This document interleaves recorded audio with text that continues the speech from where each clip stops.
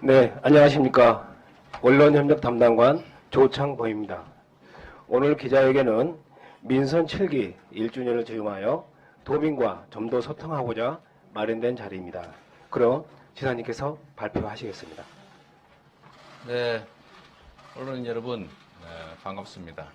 자주 여러분들 뵙고 싶었는데 이런저런 사정으로 자주 뵙지 못해서 죄송스럽게 생각합니다. 오늘 기자회견문은 가능하면 중요한 부분만 제가 말씀을 드리고 나머지는 좀 서면으로 대체하고 여러분의 질문에 답하는 시간을 좀 더 많이 갖도록 그렇게 노력하겠습니다. 먼저 준비된 기자회견문을 낭독하도록 하겠습니다. 존경하는 1350만 경기 도민 여러분, 여러분의 지지와 성원 속에 민선 7기 경기도가 출범한 지 1년이 되었습니다. 지난 1년 동안 우리 경기도는 공정, 평화, 복지의 기틀을 닦기 위해 쉼없이 달려왔습니다. 그 중에서도 최우선의 가치는 언제나 공정이었습니다. 공정은 시대적 소명입니다. 기회와 자원을 소수가 독점하는 승자 독식 사회구조는 불평등과 격차만을 키우고 있습니다.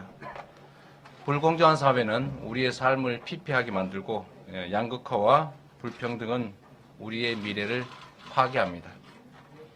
반칙과 특권, 편법이 능력이 되어버린 이런 불공정한 사회에는 희망이 없습니다. 누구에게나 기회가 공평하게 주어지고 공정한 경쟁이 가능하고 각자가 기여한 만큼의 몫이 보장되는 그런 사회를 만드는 일이 가장 중요하고 시급합니다. 경기도의 지난 1년은 공정의 씨앗을 심는 시간이었습니다. 규칙을 어겨서 이익을 볼 수 없고 규칙을 지켜도 손해보지 않는다는 믿음을 세우기 위해서 최선을 다했습니다. 특별사법경찰단의 활동, 또 맞춤형 체납관리단의 활동은 여러분께서도 잘 알고 계시리라고 믿습니다. 공정의 가치는 복지정책에도 녹아 있습니다. 지역화폐를 지급하는 청년 기본소득이라든지 친환경 건강과일 공급, 초등생 치과 주치 사업, 무상교복 지원 사업, 산후조리비 지원 사업 등이 모두에게 공평한 혜택을 부여하는 사업의 대표적인 사례들입니다. 공정의 가치는 균형발전 정책에서도 예외가 아닙니다. 경기도는 특별한 희생에는 특별한 보상이 따라야 한다라는 공정의 원칙에 입각해서 지역 균형발전의 기틀을 마련하기 위해서 노력했습니다. 이러한 노력에 따라서 우리 경기 북부 지역이 새롭게 바뀌어가고 있습니다. 우선 첫 번째로 취임 후에 첫 추경 예산에서 1,266억 원의 집중 투자 결정을 통해서 경기 북부의 낙후된 교통 및 도로망 확충에 투자했습니다. 몇 가지 예를 들자면 조리법원 상수관 구간 개통, 또 수원산 터널 공사, 도봉 포천선의 예비 타당성 조사 면제, 이런 것들이 주요 사업이었습니다. 그 외에도 미군 공여지 국가주도 개발 정책 추진, 또 캠프 모빌 반환전 기지 사용 협약을 통한 동두천 수해 예방 사업, 또 양주시와 동두천 간의 축사 악취 문제, 연천군의 보건의료원 예산 지원 같은 사업도 경기도의 재정 부담이 상당 정도 따르긴 하지만 추진하고 있습니다. 연천의 덴마크형 테마파크 투자, 또 포천의 양수발전 사업소, 특히 동두천의 경기도 북부 어린이집 운영을 경기도가 인수해서 경기도 부담으로 운영하기로 했습니다. 부동산 문제에서도 공정의 원칙을 지켜나가고 있습니다. 관급공사 건설원가 공개, 또 아파트 후분양제, 장기 공공임대주택 20만 호 공급도 역점을 두고 추진하고 있습니다. 부동산 불로소득은 우리나라 경제를 망치는 가장 큰 병폐입니다. 어린이들의 꿈이 건물주인 나라는 희망이 없습니다. 부동산 불로소득 공화국이라는 오명을 싣기 위해서 앞으로도 경기도는 기본소득형 국토보유세, 개발이익 도민 한원제 도입을 위한 노력을 계속해 나갈 것입니다. 공정의 가치는 경기도 조직 안에도 고스란히 담겨 있습니다. 이번 조직 개편에서 보시는 것처럼 공정국과 노동국을 신설해서 억강부약의 정책 방향을 전면적으로 시행할 수 있게 기반을 마련했습니다. 공정 세상에 대한 경기도의 열망이 대한민국을 바꾸고 있습니다. 환자 인권을 보호하기 위한 병원 수술실 CCTV 설치는 경기도를 넘어서 이제 대한민국의 국민적 과제가 되었습니다. 경기도가 선도하는 지역화폐 역시 다른 광역단체들로 확산되고 있습니다. 경기도가 제시한 몇몇 정책들은 이미 정부 정책으로 발전했습니다. 광급공사 건설원가 공개, 아파트 후분양제, 건설노동자 시중 노임 단가 보장, 경비원과 미화원의 휴게 공간 보장, 그런 정책들이 그렇습니다. 청년 기본소득으로 출발한 기본소득 논의는 이제 진보와 보수의 이념을 뛰어넘어 대한민국 곳곳에 확산되고 있습니다. 국제사회도 대한민국 경기도의 적극적인 기본소득 정책을 관심 있게 지켜보고 있습니다. 불과 1년 사이에 경기도의 날개짓이 대한민국에서 공정정책으로 나비 효과를 내고 있습니다. 지속 가능한 공정성장으로 내 삶에 힘이 되는 경기도가 되겠습니다. 지난 1년 동안 끊임없이 다져온 공정의 가치는 지속 가능한 성장의 든든한 토대가 되었다고 자부합니다.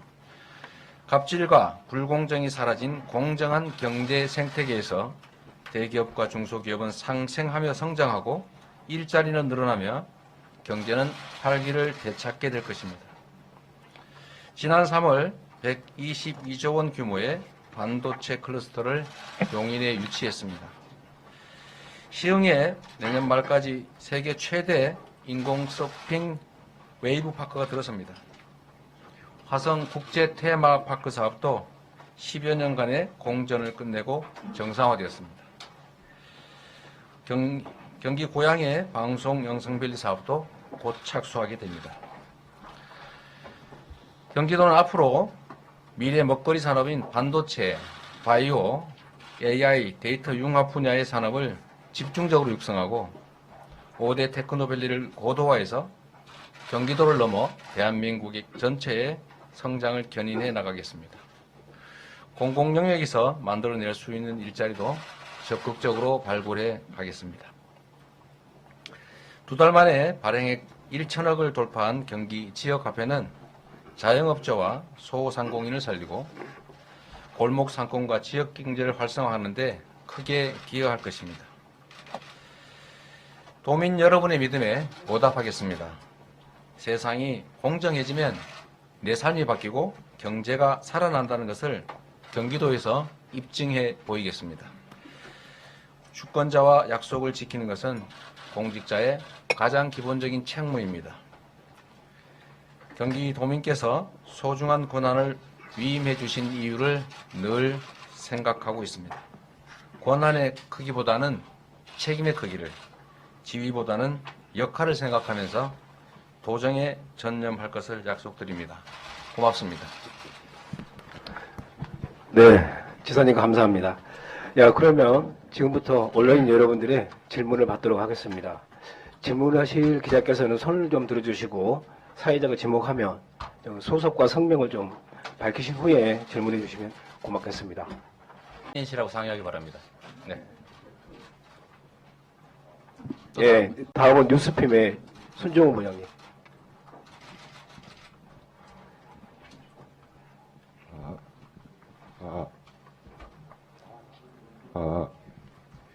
안녕하십니까. 뉴스핌의 손정우 부장입니다. 먼저 취임 1주년 축하드리고요. 1년 동안 숨가쁘게 도정을 이끌어 오시느라 고생이 많으셨습니다. 1년간 그 지사님이 계획한 그 공약, 정책들이 상당히 많이 적용된 것 같은데, 그 전에 민선 체계 이전에 만들어진 정책 중에 폐기하거나 획기적으로 개선한 정책이 있는지, 또 하나는 도지사님 임기 때 그러니까 내가 도지사로서 이게 필요했었구나 라고 해서 새롭게 만든 정책이 있는지, 또 마지막으로 현재 추진하고 있는 정책들 중에 미진하거나 보완이 필요하거나 또 답보 상태로 있는 정책은 어떤 것이 있는지 답변 부탁드립니다. 제가 사후시험 2차 시험 볼 때 되게 어려웠는데 지금 질문이 딱 그런 사후시험 2차 문제 같은 느낌이 듭니다. 간략하게 몇 가지만 말씀드리도록 하겠습니다. 저는 이제 행정의 일관성이 매우 중요하다고 생각하는 사람입니다. 도지사가 도정을 하는 게 아니라 도민이 도정을 하는 것이고, 대표자가 바뀌었다고 정책이 바뀌거나 하면 안정성을 해치게 됩니다. 그래서 아주 극단적으로 문제가 있거나 그러지 않으면 제가 일부러 폐기하거나 하지는 않았습니다. 예를 들면 이런 것 정도겠죠. 정책명을 설정하는 데 있어서 너무 어렵다. 그래서 기존에 하던 것들 중에 정책명을 바꾼 것들이 조금 있습니다. 좀 정책의 명칭에서 바로 그 내용을 알 수 있게 바꾸자. 그 정책을 만든 주체들의 문제를 좀 너무 과몰입하지 말자. 그 문제. 그래서 정책명을 바꾼 것이 조금 있는 수준이고, 지금 제 기억으로는 크게 바꾸거나 취소한 건 없어 보입니다. 없어 보이고, 이제 버스 준공영제 중에서 소위 수익금 공동관리 방식의 준공영제가 이게 소위 영구적 퍼주기 정책이 측면이 좀 강하다라고 해서 이제 노선 입찰제 방식으로 좀 바꾸려고 하는 거, 이런 게 좀 있을 것 같고요. 또 한 가지는 아마 이런 게 있을 것 같습니다. 그 청년들에게 1억 만들어주는 청년연금인가요? 뭐 그게 그런 게 있었는데 그거는 못하게 됐죠. 그 이유는 1인당 1억을 만들어주기 위해서는 1인당 6천만 원 가까이를 지원해 줘야 되는데 10,000명만 지원을 해도 6천억이 필요하고, 그걸 뭐 매년 하면 재정 파탄이 오지 않냐라는 그런 논쟁이 있었던 걸 여러분이 기억하실 텐데요. 그것은 너무 특정 소수에게 너무 과도한 이익을 주는 정책이라 그거는 안 하게 됐으니까 뭐 폐지했다고 볼 수 있겠습니다. 새로 한 것들은 여러분이 아시는 대로이고, 아까 뭐 기자회견문에도 발표를 드렸으니까 생략하기로 하고요. 뭐 가장 대표적인 건 역시 기본소득, 청년의 부분적이긴 하지만 청년 기본소득과 지역화폐, 가장 뭐 큰 또 중요한 의미가 있는 정책이라고 생각됩니다. 미진한 거 말씀하셨는데요. 제가 1년 이제 취임해서 여하튼 좀 여러 가지 뭐 환경들이 좀 어려운 측면이 있었습니다만, 제가 기획했던 것들 거의 대부분은 우리 도의회에서 많이 협조해 주셔서 잘 이행한 것 같습니다. 뭐 그 수없이 많은 정책 중에 한 뭐 두세 가지 정도가 약간 이제 이론이 있거나 협의 중인 상태인데, 그 외에 나머지 거의 대부분 제가 하고자 했던 거, 우리 도민들께 약속드렸던 거를 차질 없이 거의 대부분 확정하고 또 일부 시행하고 있는 상태여서 우리 도민들께서도 뭐 충분히 성과를 인정해 주실 거라고 생각합니다. 이게 뭐 임기가 4년인데 뭐 1년 안에 다 해치울 수는 없는 것이고, 또 차차 또 해나가면 될 것이라고 생각합니다. 이해가 부족한 것은 이해를 부탁을 드리고, 또 조정할 것은 또 조정하고 해나가도록 하겠습니다. 네, 다음 질문 받겠습니다. 오마이뉴스의 최경준 본부장.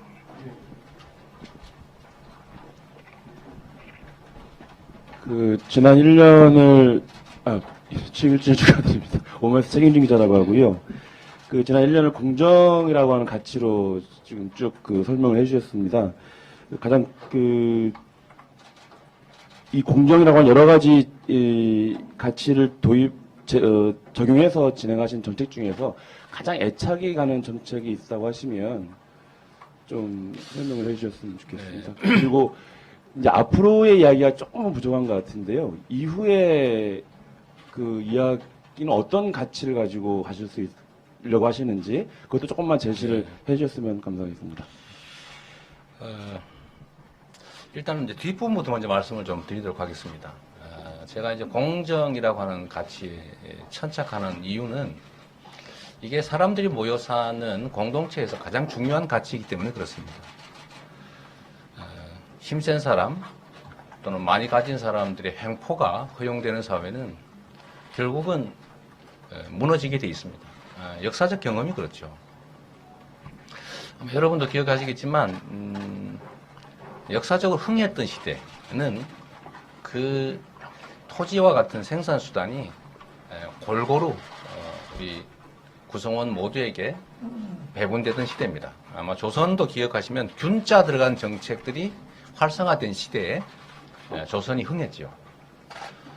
또 예를 들면 과거 제도와 같은 인재 등용 방식이 공정한 시대가 또 흥했습니다. 근데 인재 등용 방식이 뭐 음서제로 바뀌거나 또는 소수의 강자들의 예를 들면 토지 겸병이라고 표현하죠 보통 생산 수단의 독점, 이익의 독점이 이렇게 심해질 경우는 체제가 위기를 겪고 심지어는 체제가 붕괴했죠. 그리고 다시 나타난 체제는 공정의 가치를 전면에 내세우고 생산 수단을 최대한 공정하게 구성원 모두에게 배분함으로써 또 흥하고 이건 우리의 역사적 경험 아니겠습니까? 저는 우리 대한민국이 정부 수립 70년을 이제 조금 지나고 있는데 지금 현재 상황이 크게 보면 수백 년 유지된 체제와 거의 유사할 정도로 격차와 불평등이 심화되고 이 불평등과 격차가 사회 발전과 개인의 꿈과 희망을 무너뜨리고 있다라고 생각합니다. 상당히 심각한 단계다라고 생각합니다. 그래서 향후에도 역시 우리가 전체의 몫을 키우는 것도 중요하겠지만 이제는 전체의 몫을 키우는 것 그 이상으로 그 구성원 모두의 공정한 기회, 공정한 경제, 공정한 배분이 중요한 시대가 되었다고 생각합니다. 그래서 최근에 국제경제기구들, 세계적 경제기구들의 권고 중에 앞으로 지속 가능한 성장이 가능하기 위해서는 포용적 성장 정책을 취해야 된다. 성장의 결과물을 골고루 나누어야 지속 성장이 가능하다라고 권고하고 있지 않습니까? 그런데 우리나라에서만 유독 이 지속 성장을 위한 가장 핵심적인 정책이 공정한 분배, 공정한 기회다라고 하는 점에 대해서 반론들이 많은 것 같습니다. 아마 지난 시대 투자할 곳은 많은데 돈이 없던 시대, 즉 고성장 시대에 그 정책 마인드를 가진 분들, 그런 분들의 생각들이 여전히 지금 사회, 완전히 변화된, 역전된 사회, 즉 돈은 많은데 투자할 곳이 없는 시대, 저성장 시대에 그대로 계속 관철되기 때문에 문제 해결이 안 되고 있다라고 생각합니다.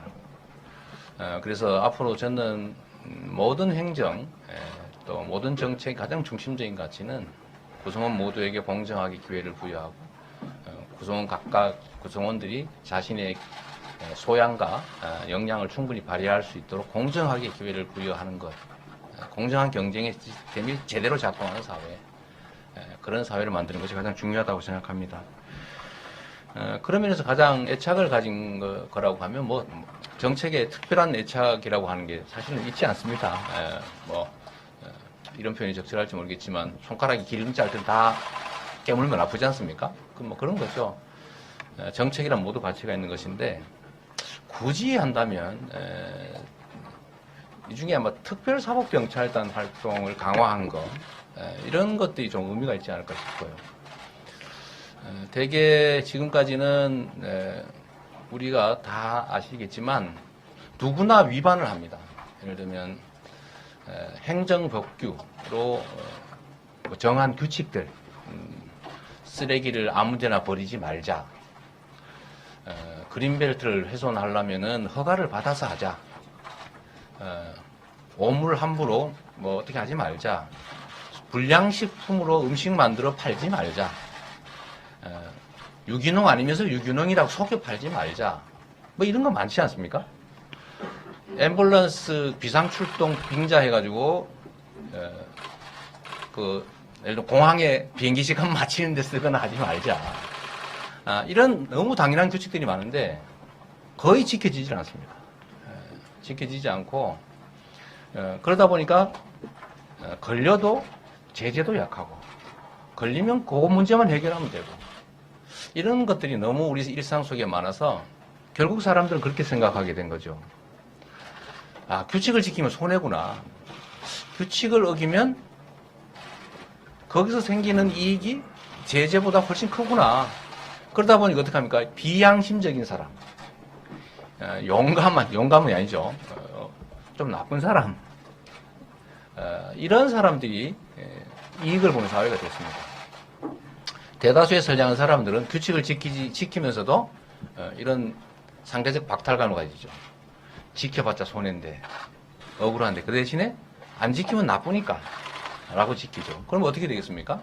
비양심적이고 약삭빠르고 힘세고 이런 사람들, 이런 기업들, 이런 경제 주체들이 이익을 보죠. 그래서 이런 것들도 일종의 생활 적폐라고 할 수 있는데 그게 너무 일상이 되어 있습니다. 일부에서는 경기 특별사법경찰단이 뭐 그리 단속이나 제재를 많이 하냐 이런 얘기도 합니다만 그 단속 당하는 사람들을 볼 게 아니라 그 규칙을 어기지 않고 성실하게 살아가는 많은 사람들이 그 규정을 어기는 사람들 때문에 피해를 보지 않습니까? 이것도 불공정의 문제죠. 우리가 합의한 규칙, 약속은 지켜야 된다라는 측면에서 제가 이 자리에서도 한번 드리고 싶은 말씀은 최소한 우리 경기도에서는 우리가 모두가 합의한 규칙을 어기고 다른 사람한테 불이익을 주면서 다른 사람들과 부당한 우위에서 부당한 이익을 얻게 하지는 못하게 하겠다라는 게 저의 생각입니다. 요새 불법 대부업도 마찬가지죠. 불법 대부업, 불량식품, 건설 부조리 뭐 많습니다. 물론 우리 사회에 힘세고 많이 가진 특정 기득권 소수의 소위 횡포도 제재하고 청산하고 책임을 물어야 되겠지만 우리 생활 속에 있는 이 생활 적폐들 우리 이웃에 피해를 끼치는 우리의 나쁜 이웃들에 대해서도 우리가 책임을 묻고 청산하고 공정한 환경 속에서 함께 살아갈 수 있게 하는 것이 저는 중요하다고 생각합니다.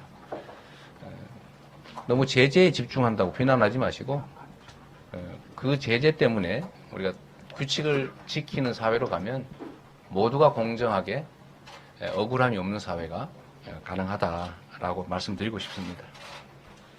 네, 아까 손을 들었던 국민일보의 강희청 부장님. 예, 국민일보 강희청 기자입니다.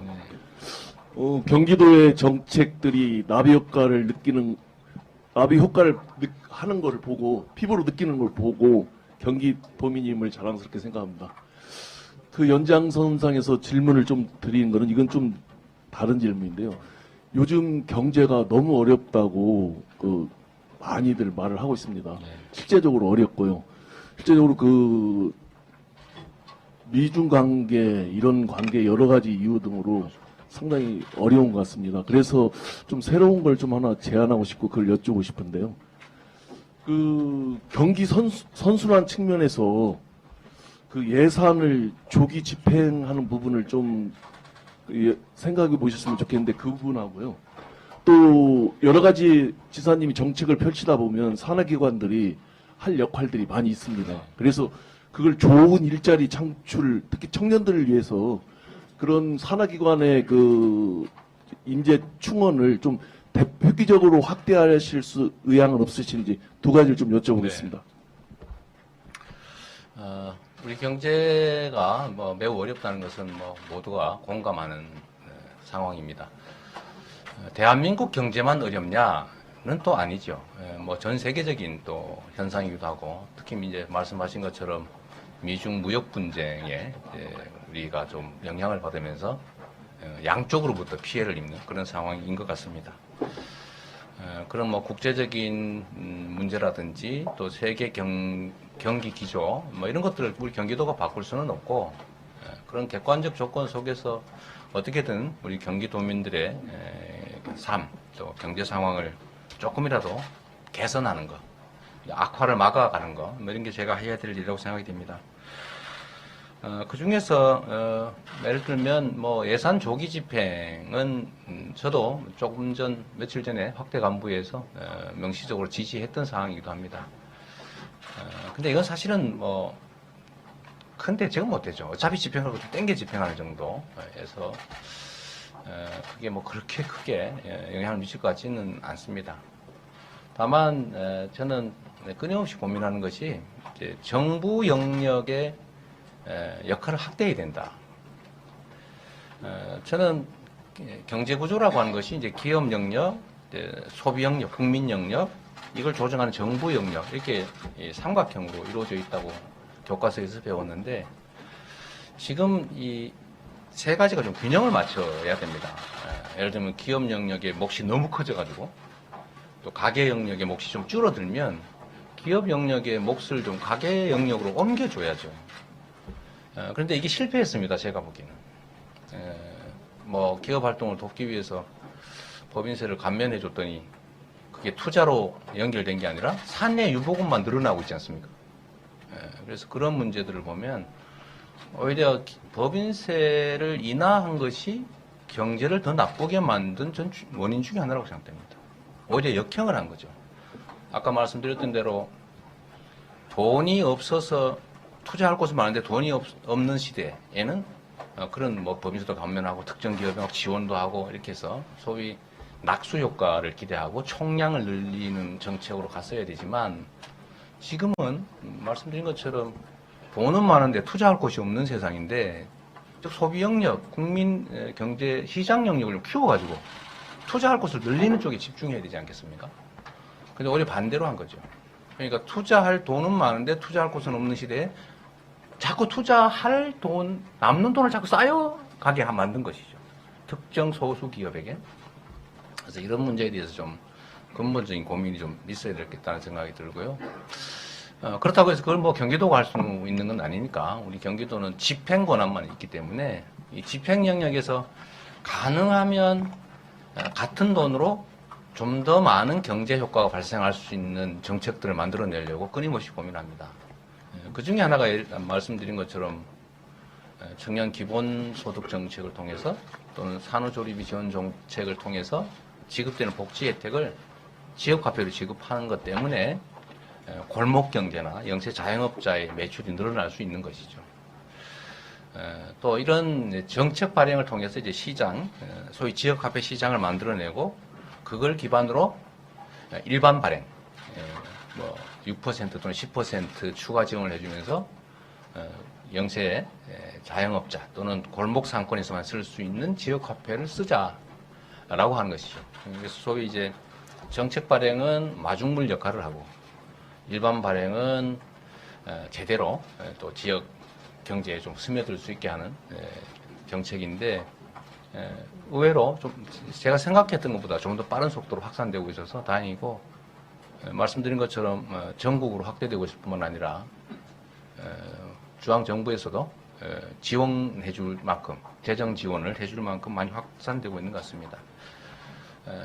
모든 지출을 최대한 경제 활성화에 도움이 될 수 있도록 하려고 합니다. SOC 투자 중에 꼭 필요한 것들은 해야 되겠지만, 경제 유발이라든지 고용 유발 측면에서는 교육 투자라든지 사회 서비스 투자, 일자리 이런 것들이 훨씬 경제 효과가 크기 때문에 일자리 사업에, 공공 일자리 사업에 좀 집중하고 있다는 말씀도 드립니다. 예를 들면 며칠 전에 저희 언론에서 보도도 해주셨는데요. 환경 감시, 쓰레기 투기 감시 인력 투입. 이게 공무원들은 다 확인을 할 수가 없습니다. 숫자가 적어서. 그러니까 사각지대가 발생하고 위반을 방임하게 되고 그 법규 위반을 통해서 이익을 보는 사람이 생겨나고 또 다른 누군가 대다수는 또 억울해하고 이런 상황들을 해소하는데 일자리 사업을 묶어서 그야말로 과거 형태의 공공근로 뭐 그런 것이 아니라 정말로 필요한 일들 공공 업무를 해나가면서도 일자리를 만드는 이런 사업들도 저희가 하고 있습니다. 산하기관 일자리 말씀을 해주셨는데요. 저희도 그런 고민이 많습니다. 우리가 앞으로 가야 될 길은 노동시간을 단축하는 겁니다. 노동시간을 단축하지 않으면 현재의 일자리 문제를 해결할 수가 없습니다. 언론인 여러분께서 아시는 것처럼 역사적으로 예를 들면 산업혁명이든지 뭐 기술혁명 이런 것들을 통해서 생산력이 증대가 되면 인간 노동에 대한 수요가 상대적으로 줄어들 수밖에 없습니다. 근데 인구는 점점 늘어나고 인간의 욕망은 뭐 인간 개인이 가진 건 또 비슷하니까 결국 노동에 대한 수요가 줄어드는데 과거의 산업혁명기 또는 그 이전에 생존을 위해서 하던 노동시간을 그대로 유지했다면 예를 들면 하루에 해 뜨면 무조건 일하러 가고 해 질 때까지 일하고 이런 식의 노동을 지금까지 계속 유지했다고 하면 대체 몇 명이나 일할 수 있었겠습니까? 근데 역사적으로는 언제나 기술혁명 이런 데서 생기는 상대적인 노동, 인간 노동에 대한 수요 축소를 노동시간 단축을 통해서 실질적인 일자리 나누기를 해왔던 겁니다. 그러니까 우리가 지금 현재 앞으로 4차 산업혁명이라고 하는 거대한 기술혁명 시대를 맞게 되는데 생산력은 과거보다 훨씬 더 높아질 테고 그 생산을 하기 위한 인간 노동에 대한 수요는 획기적으로 줄어들게 된다는 게 뭐 대체적인 예상 아닙니까? 그럼 어떻게 해야 되느냐? 여러 가지 대책들이 있지만 저는 그중에 가장 중요한 것이 노동시간 단축, 시간당 노임 또는 대가의 상향 조정이 꼭 필요하다고 보는 거죠. 과거 방식으로 장시간 노동을 통해서 이 문제를 해결할 수는 없습니다. 그러면 경기도는 대체 뭘 할 수 있느냐? 우리가 뭔가 모범을 만들어서 선도해야 되겠죠.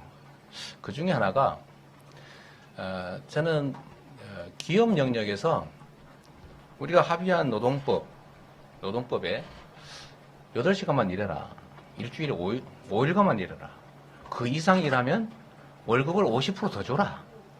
이렇게 법이 되어 있지 않습니까? 그런데 대체 왜 50% 더 주는 연장 또는 뭐 야근 또는 휴일 근로 같은 뭐 특근이라고 부르는 그런 걸 시키고 그 100%만 줘도 되는 신규 고용을 안 할까? 좀 이상하지 않습니까? 근데 왜 이렇게 장시간 노동을 하겠다고 우기는 거예요? 법정 노동 시간을 초과하면 50% 더 줘야 되잖아요. 법정 노동 시간을 초과하는 그런 일자리가 있으면 그걸 새로 사람 뽑아서 하면 원래는 더 비용이 적어야 정상인데 왜 비용이 더 적은 신규 고용을 하지 않고 자꾸 장시간 노동을 하고 있을까? 매우 비경제적이잖아요. 비합리적이고. 이유는 사실 단순하죠. 말로는 50%를 더 주는데 실제로는 덜 주고 있으니까 그런 겁니다. 통계적으로 연장 노동에 대한 대가가 80% 덜하는 거죠. 어떻게 하고 있는지는 아마 여러분 중에 아는 분이 계실 겁니다. 월급을 주는 게 아니고 자꾸 상여금을 주고 상여금은 소위 통상임금 계산에서 빼버리니까 야근을 시킨다고 해서 야근에 대해서 상여금을 주진 않잖아요. 이런 편법을 통해서 사실은 연장 노동, 법정 근로시간 초과 노동에 대해서 임금을 덜 주는 이런 편법이 행해하고 있는 거죠.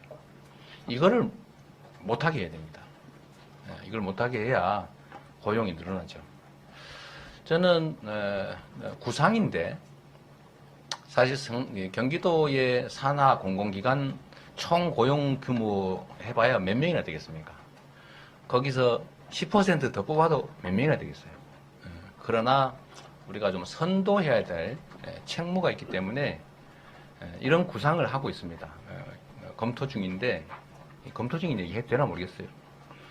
검토 중인 건 웬만하면 할 테니까 검토라고만 해주시면 좋을 것 같아요.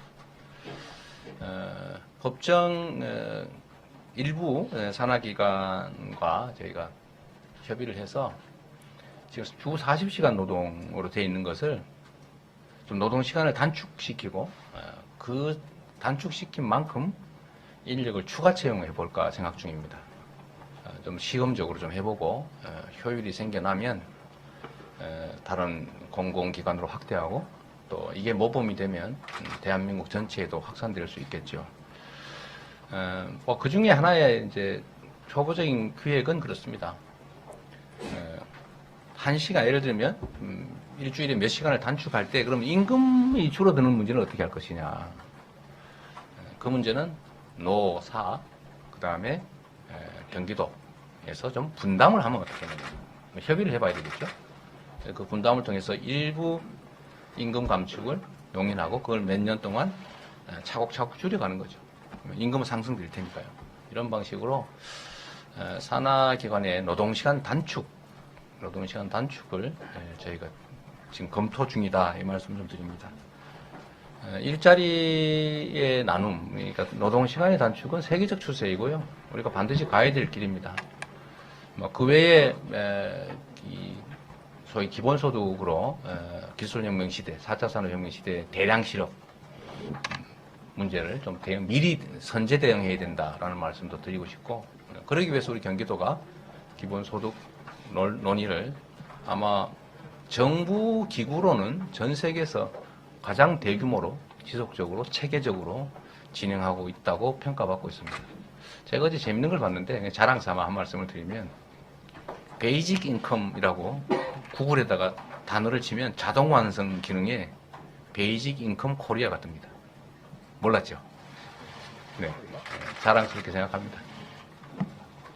네, 말씀하세요. 네. 어우, 점점 네 분이 늘어나고요. 모여주세요.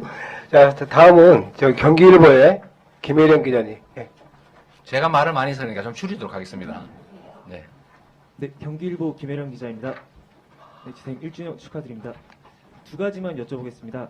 이 경기 지역의 가장 큰 문제 중 하나가 이제 도민들의 이제 소속감인데요. 네. 소속감 부족인데 최근 경기연구원 조사에서도 10명 중 4명만 경기도 소속감을 가지고 있다고 밝혔는데, 이 지사님께서도 이제 경기 퍼스트 선거를 이제 경기 퍼스트를 선거 캐치프라이즈로 하나 중 내세우셨는데, 근데 이제 서울 외곽순환고속도로 명칭 변경 외에 이제 도민들이 특별하게 느껴지는 게 없는 것 같습니다. 그래서 지사님이 특별히 구상 중이시거나 추진 중이신데 이제 부각이 안 되는 그런 정책 뭐 이런 게 있는지 궁금하고요.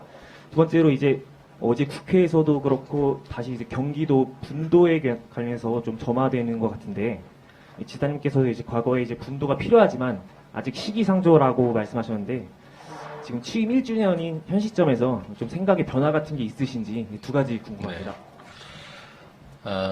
우리 도민들께서 경기도의 소속감이 매우 낮다라는 거 저도 인정합니다. 가장 심각한 문제죠. 경기도와 아마 이게 행정기구, 행정체계에 대한 문제가 좀 있지 않나 싶어요. 광역시도 중에서 광역시는 그야말로 시 중에 큰 거, 시 중에 특별한 거, 이런 것들이기 때문에 원래 행정이 시군 행정 중심이라 이제 광역시 중심의 행정을 하게 됩니다. 근데 도는 시군 행정의 일종의 상급 기관 역할을 지금까지 해왔고 행정 체계상으로도 그렇기 때문에 아무래도 우리 경기도민들은 내가 경기도민인가? 아니면 부천 시민인가 할 때 난 부천 시민이라고 느끼는 게 많은 거죠. 서울시에 대비되는 개념으로 부천시 또는 뭐 안양시 이렇게 느낌을 갖는 거죠. 경기도 느낌은 별로 없는 거예요. 그런데 저는 이게 결국은 경기도의 역할에 달려 있다고 생각합니다. 내가 경기도로부터 많은 혜택을 받고 또 경기도민이기 때문에 뭔가 내가 자부심을 느낄 수 있다라고 하면 경기도민에 대한 소속감이 커지겠죠. 그래서 저는 그 중에 제일 중요한 게 경기도가 얼마나 중요한 도시고 대한민국에서 큰 역할을 하는 곳이고 경기도 행정이 얼마나 우리 경기도민들의 삶을 바꾸어 갈 수 있는지 또 바꾸고 있는지를 보여드리는 게 제일 중요하다고 생각합니다. 우리가 무슨 골기 대회하고 우리 경기도민 선언하고 이런다고 되겠습니까? 결국은 경기도의 정책을 통해서 경기도민으로서 받는 혜택과 또 희망, 또 뭐 기회 이런 것들이 커지고 있다라고 느끼면 저는 소속감은 점점 커질 거라고 생각하고 그렇게 만드는 것이 저의 목표입니다. 저는 뭐 자신은 있습니다.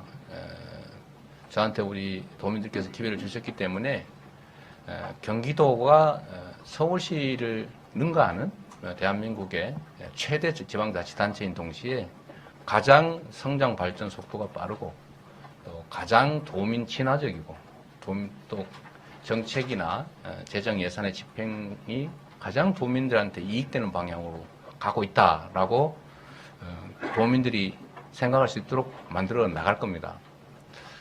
외곽순환도로 이름을 바꾸는 것도 그 중에 하나긴 하죠. 뭐 일부에서 비용 드는 거 왜 안 하냐 그런데 사실 비용도 크게 들지 않고요. 꼭 해야 될 일이죠. 우리가 서울의 외곽은 아니잖아요. 당당한 대한민국 최대 지방정부고 또 서울과 함께 공존하고 협력해야 될 관계지 서울의 껍데기, 서울의 변두리, 서울의 외곽이 바깥 껍데기 이런 뜻이잖아요. 그죠? 그런 건 아니라는 거죠. 어쨌든 정책을 통해서 우리 도민들께서 경기도민임을 자랑스럽게 생각할 수 있게 만들어 드릴 것이고 그렇게 함으로써 도민들의 경기도 소속감은 커질 것이다 이렇게 생각합니다. 지금 40%인데 이 통계적으로 이렇게 자꾸 올라가야 될 텐데 사실 걱정은 됩니다. 워낙 규모가 크기 때문에 체감되는데 시간이 많이 걸리죠. 그래도 작은 변화들을 많이 만들어서 큰 변화를 만들어내도록 하겠습니다. 분도 얘기가 자꾸 나오는데 저는 모든 정책의 결정은 그 구성원 모두의 이익을 위해서 고려되어야 된다고 생각합니다. 보통 지방자치단체의 이제 분할 문제 또는 뭐 구역 분할 문제는 잘 살고 여력이 있는 곳이 못 사는 곳을 떼내자라는 차원에서 벌어지죠. 보통 그렇습니다. 우리끼리 좀 잘 먹고 잘 살자. 우리가 내는 세금을 왜 저쪽 동네에 쓰느냐. 대표적인 게 이제 성남시 분당구 독립운동이었죠. 대한민국이 해방된 지가 지금 수십 년이 지났는데 여전히 독립군이 분당에는 몇 년 동안 상당히 오랫동안 존재했습니다. 정치 때만 되면 내가 이번에 당선되면 독립시 만들어줄게. 내가 이번에 되면 뭐 독립시에 대한 뭘 하겠다. 이런 공약으로 주민들은 그걸 믿고 찍고 이렇게 했죠. 그걸 지켜보는 성남시의 본시가지 주민들은 우리 앞마당인데 왜 떼나가냐. 그러면 아파트하고 사람 다 이사가라. 원래 우리 땅이다. 뭐 이러면서 갈등이 격화되고 결국은 피해는 우리 성남 시민들이 봤죠. 정치적 선동 활동에 사실은 우리 성남시가 시민들이 피해를 입었던 사례입니다. 그런데 경기도 분도 문제는 완전히 반대쪽에서 일어나고 있어요. 저는 그 심정을 충분히 이해합니다. 북부에 대한 소외감이죠. 그래서 그 소외감을 이제 해소하기 위해서도 노력하고, 그래서 북부에도 많이 가고, 북부에 대한 정책적 배려나 예산 배정도 과거보다는 많이 늘리고 있습니다. 별거 아닌 것 같지만, 예를 들면 동두천의 북부 어린이 박물관 인수, 이것도 연간 수십억이 들어갑니다. 동두천은 이제 그 부담 우리한테 다 매년 부담을 넘긴 거죠. 예를 들면 뭐 예타 면제 그 포천선, 또 수원산 터널 공사, 이것도 엄청난 예산이 투자되는데 저희가 나름대로 북부의 균형 발전을 위해서 많이 노력하고 있습니다. 그런데도 여전히 소외감이 있죠. 근데 그 소외감이 사실은 약간의 오해에서 비롯된 거죠. 소외가 있었던 건 사실인가 하고 지금도 여전히 제가 기획하는 만큼의 충분한 배려를 하고 있는지 저도 계속 고려하고 있는 중일 정도로 그 북부 주민들의 요구는 높습니다. 상대적으로 차이가 나니까요. 그럼 이 문제를 어떻게 해결할 것이냐. 경기도가 대한민국 인구의 4분의 1을 커버할 정도로 너무 큰 게 사실입니다. 보통 광역지자체들이 보통 뭐 200만에서 보통 한 3, 400만 이런 정도인데 이 경기도는 이게 몇 개의 광역단체를 다 합친 것보다도 더 많습니다. 제가 북부에 일주일에 한 번 정도 보통 가기도 하고 하는데 허리가 아파서 차를 타고 다니기 어려울 정도로 멀어요, 실제로. 뭐 가는데 어떤 데 막 2시간씩 걸리기도 하고. 그래서 이게 너무 넓고 너무 인구도 많고 해서 좀 분할할 필요는 저도 공감은 합니다. 문제는 그 분할이 과연 북부 주민들한테 이익이 되겠느냐. 지금도 남부의 세수로 북부의 재정 지출을 상당 정도 커버하고 있는데 그 분할되면 북부는 어떻게 할 겁니까? 그래서 지금 필요한 거는 북부의 균형 발전, 또 기반 시설 확보 등을 통해서 자립 기반을 최대한 갖춰 나가는 겁니다. 그래서 제가 단계적 분도라는 말을 하는 거죠. 지금 당장 충분한 균형 발전 조치 없이 분할해 놓을 경우에는 북부의 삶이 지금보다 의사 자율권은 좀 더 나을지 혹시 모르겠는데 삶은 훨씬 나빠질 수밖에 없는 거죠. 재정적으로도 그렇죠. 특히 그러면 북부를 분할할 경우에 북부에 대한 규제 문제가 해결될 수 있느냐. 누가 그런 얘기도 했는데 그거는 분할 문제와 전혀 관계없는 문제죠. 그래서 북부에 대한 재정 문제, 또 북부에 대한 규제 문제 이런 것이 분도로 마치 해결될 수 있는 것처럼 얘기하고 있는데 저는 그 불가능하다고 생각합니다. 경기도만 재정 문제에 대해서 특별한 혜택을 줄 수는 없을 테고 하려면 강원도로 해야 되고 그러려면 저 지방자치단체들이 또 반발할 것이고 우리는 왜 안 해주냐 이럴 텐데 과연 재정 특례를 허용할 수 있겠느냐. 재정 문제 해결이 매우 어려울 것이다.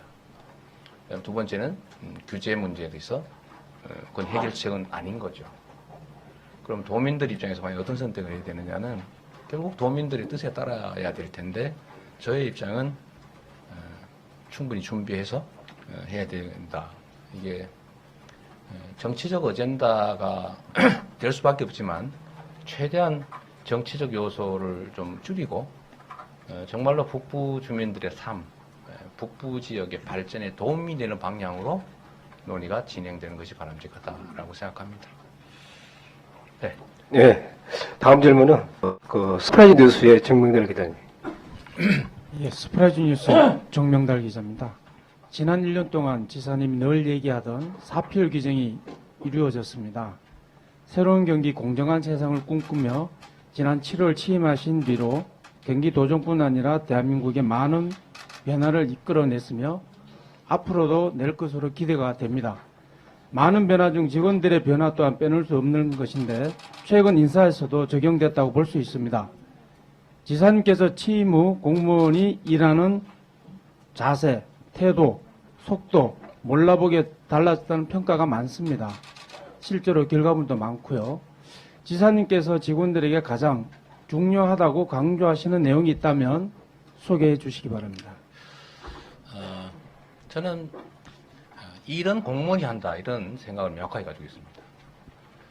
지사나 책임자가 무슨 생각을 하든 간에 결국은 공무원을 통해서 할 수밖에 없는 것이고 도정은 공무원을 통해서 구현되는 거죠. 일선에 손발이 중요하죠. 결국 머리로 접촉할 수는 없지 않습니까?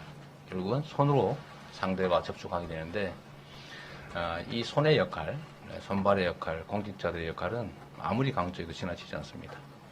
인사가 만사라는 유명한 말씀을 하신 지도자도 있었죠. 저도 똑같이 생각합니다. 일은 사람이 하는 것이고 인사가 가장 중요하다. 역시 인사도 사심을 버리면 크게 문제는 없습니다. 첫째로는 공정하게 하는 것이죠. 그럼 그 공정의 내용이 무엇이냐? 첫째는 방향에 맞는, 두 번째는 열성을 가진, 세 번째는 실력을 가진 사람, 그리고 이걸 통해서 실적을 내는 사람을 중용해주면 됩니다. 어렵고 힘든 일을 열심히 하는 사람, 도정 방침에 맞춰서 열성을 가지고 하는 사람, 이게 제일 중요하죠. 아마 이번 승진 인사도 보시면 그런 느낌을 좀 느끼실 겁니다. 아마 우리 도 공무원들도 그렇게 생각하겠죠. 제가 성남에 있을 때도 가장 가기 싫어하는 공무원들 가기 싫어하는 자리가 대중교통과입니다. 시끄럽고 난리 나고 막 신고 많고 골치 아파서 아무도 안 가려고요. 그러니까 이게 뭐 버스 불법 주정차 뭐 무정차 통과 뭐 난폭 운전 뭐 이런 신고 들어오고 회사는 말 안 듣고 골치 아프니까 안 하려고 그러죠.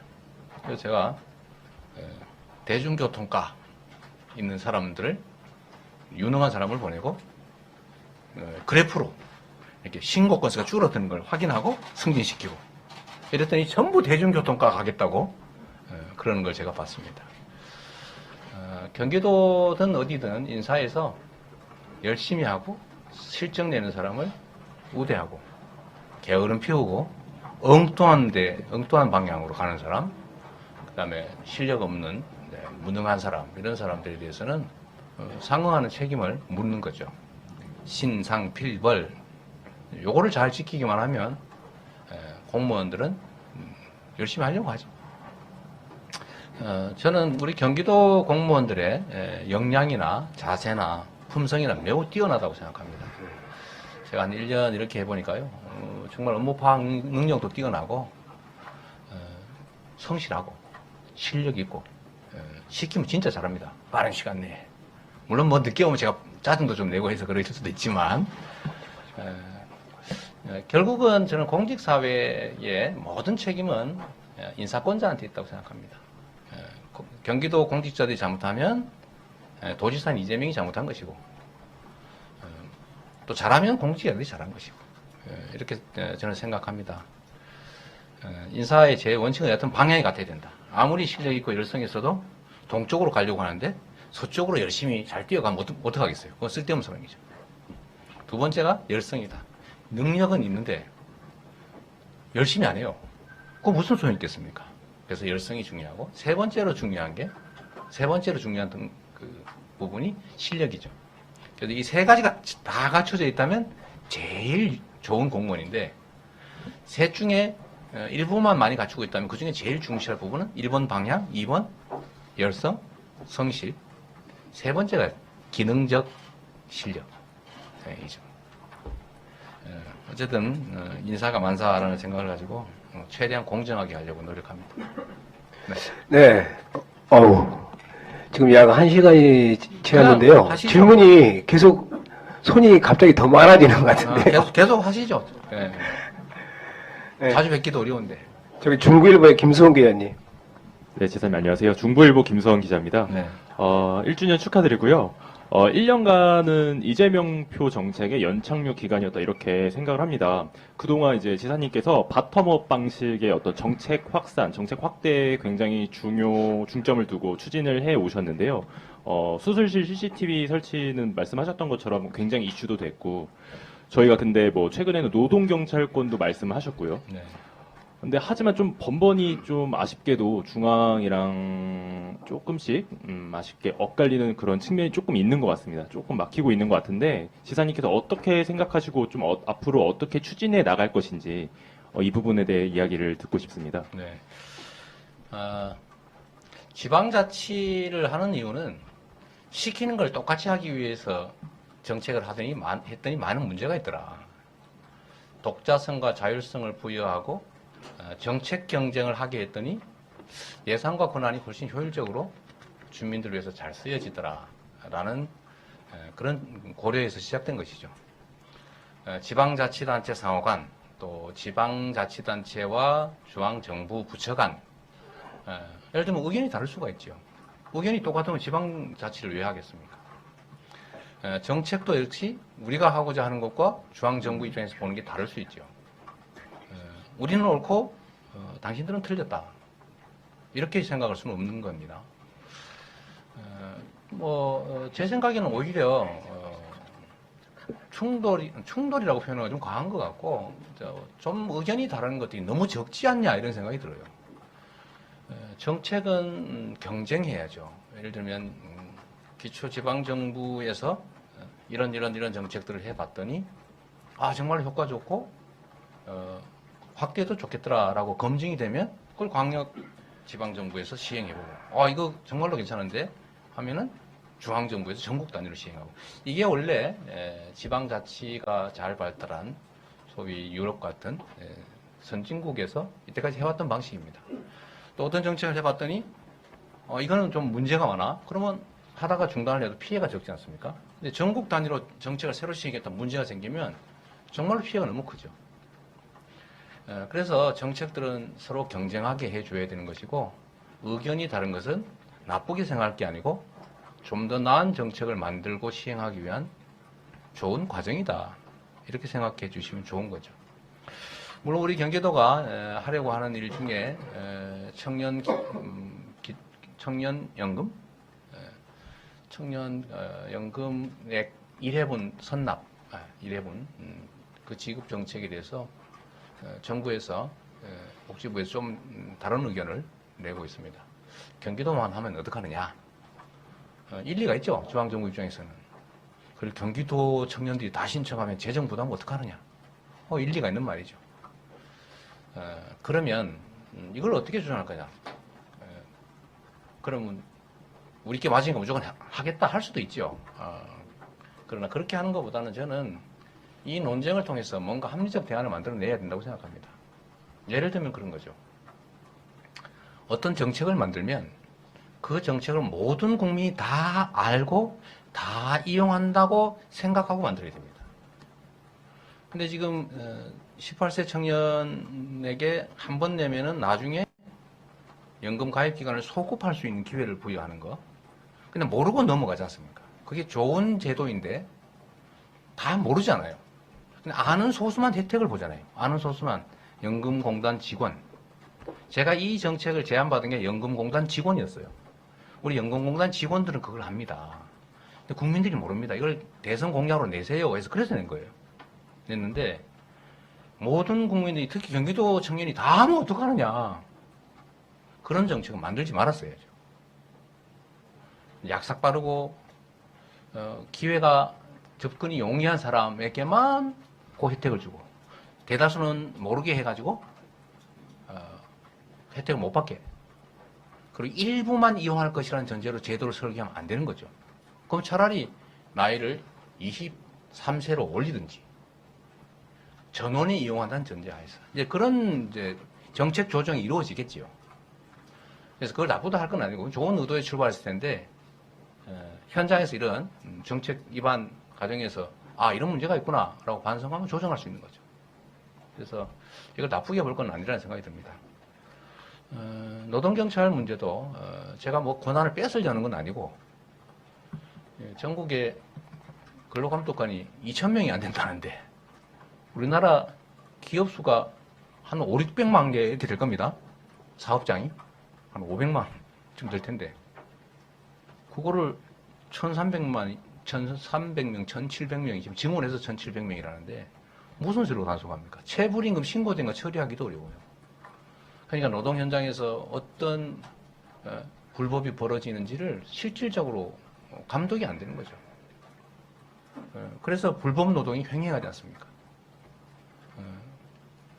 아주 악덕업주가 아르바이트 시켜서 여러분들 겪어보셨는지 모르겠는데 월말까지 일한 거를 다음 달 15일 날 주는데 즉 15일치를 깔고 주잖아요. 소위 깐다고 그러잖아요. 그리고 그만두면 안 줘요. 다 안 준 다음에 노동부에 신고하면 그 사람만 줘요. 그러면 처벌이 안 돼요. 다른 사람들은 다 피해되는 거죠. 나쁜 짓 한 만큼 이익을 봐요. 산재 추락 사고가 전 세계에서 우리나라가 제일 많은데 그 얼마나 사회적 낭비가 큽니까? 근데 왜 많이 죽을까요? 법에서 정한 걸 안 하니까. 비용을 아끼려고 안전바도 안 주고 안전바를 꽂을 수 있는 안전시설을 안 하고 높은 작업처에서 일하게 만드니까 삐끗하면 떨어져 죽는 거예요. 이거 다 알면서 안 해요. 죽은 다음에 맨날 손해배상하고 말아버리죠. 그것도 뭐 보험 처리되고 나면 나머지 뭐 배상할 것도 별로 없고 그렇게 불법으로 산업 현장을 유지하는 게 훨씬 이익이란 말입니다. 이걸 왜 방치하나? 우리가 합의한 규칙인데 왜 누군가는 이 불법 방치된 영역에서 억울하게 죽어야 되냐? 또 다쳐야 되느냐? 돈 뺏기고 울어야 되냐? 혼자 집에서 모르고 피해를 당해야 되냐?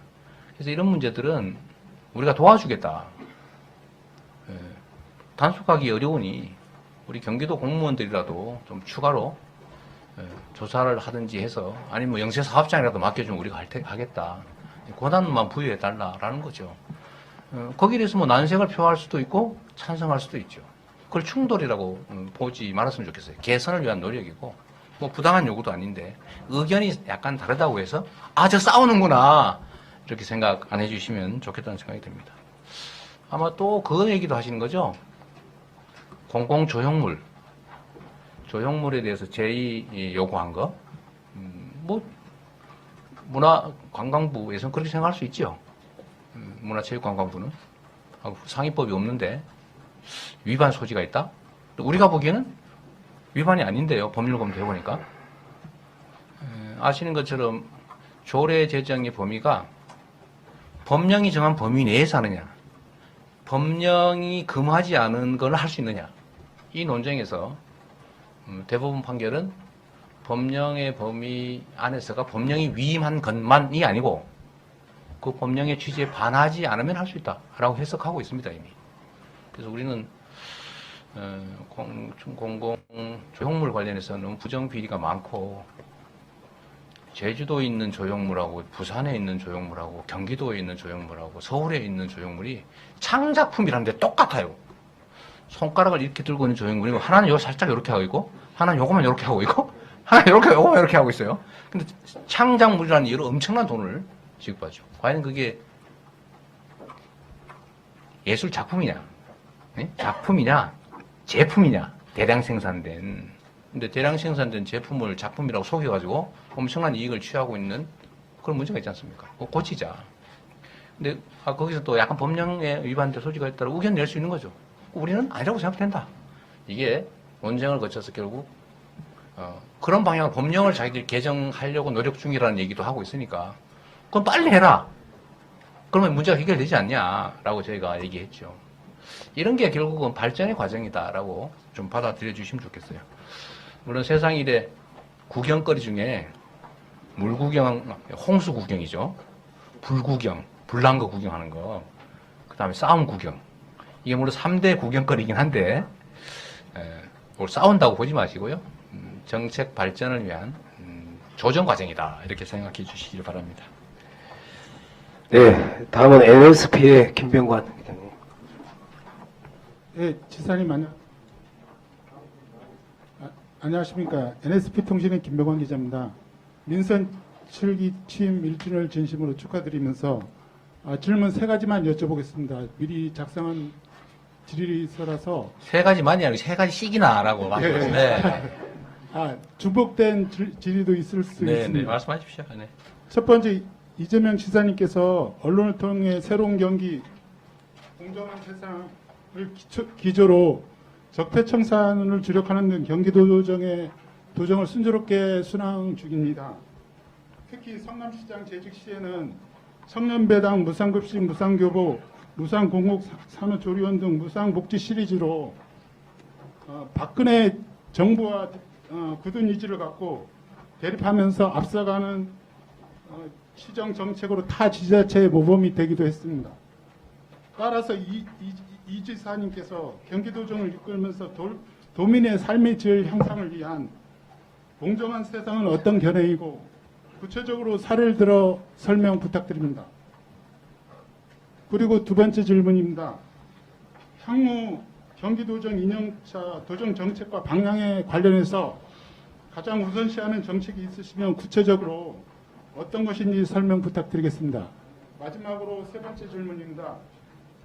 무상급식 등 무상보조 시리즈로 이 지사님께서 전국구 정치인으로 만들어졌으며 많은 국민들로부터 호평을 받아왔습니다. 대선에서는 잠룡으로 지지율이 상승했던 이유가 아닌가 생각됩니다. 그렇다면 이 지사님께서 평소에 갖고 있는 정치인에 대한 신념이나 소신이 있으면 한 말씀 부탁드리겠습니다. 감사합니다.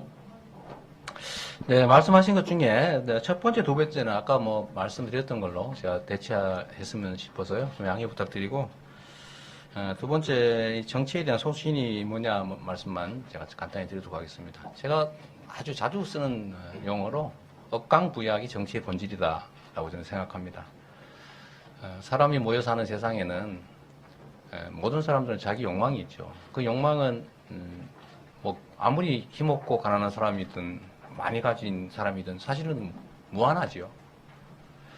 개인의 욕망, 이기심을 절제하게 하는 것, 통제하는 것.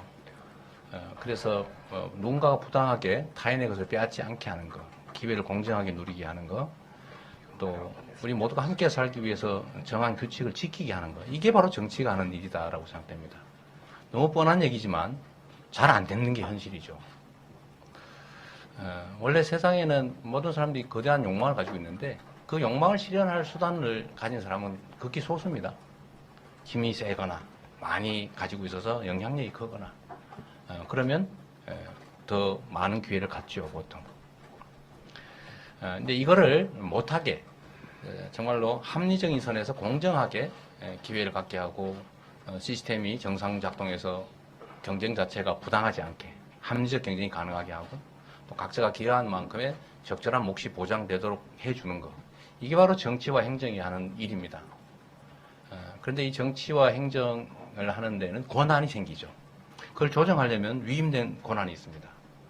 그 권한을 어떻게 행사하느냐, 나의 이익을 위해서 행사하느냐, 나와 또는 내 가까운 사람들의 또는 자식든 뭐든 이 이익을 주기 위해서 행사하느냐, 아니면 모두를 위해서 행사하느냐, 내가 뇌물이라도 받고 뭔가 이익을 얻기 위해서 행사하느냐, 전체를 위해서 행사하느냐.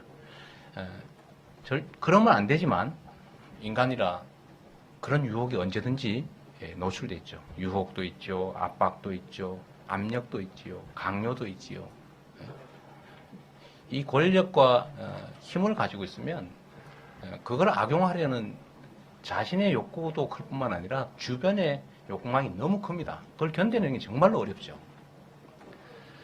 그걸 견뎌내는 일, 그래서 그 주어진 권한과 영향력을 모두를 위해서 공평하게 사용하는 것, 이게 가장 중요한 일입니다.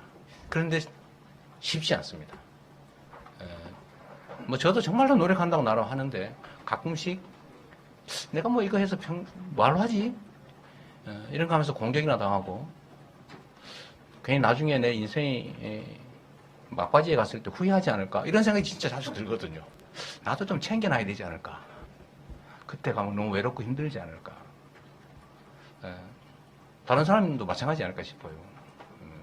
역시 역사적 경험으로 보면 이 조정하고 통제하고 합리적 경쟁 체제를 유지하게 하고 힘든 자들의 과도한 욕망을 절제시키고 또 힘없는 다수들에게 기회를 보장해주기 위해서 일해야 될 사람들, 그걸 위해서 주어진 권한을 제대로 행사 안 하고 힘센 쪽에 붙어가지고 그 권력을 자기 또는 자신의 집단 이익을 위해서 사용하면 나라가 망했잖아요.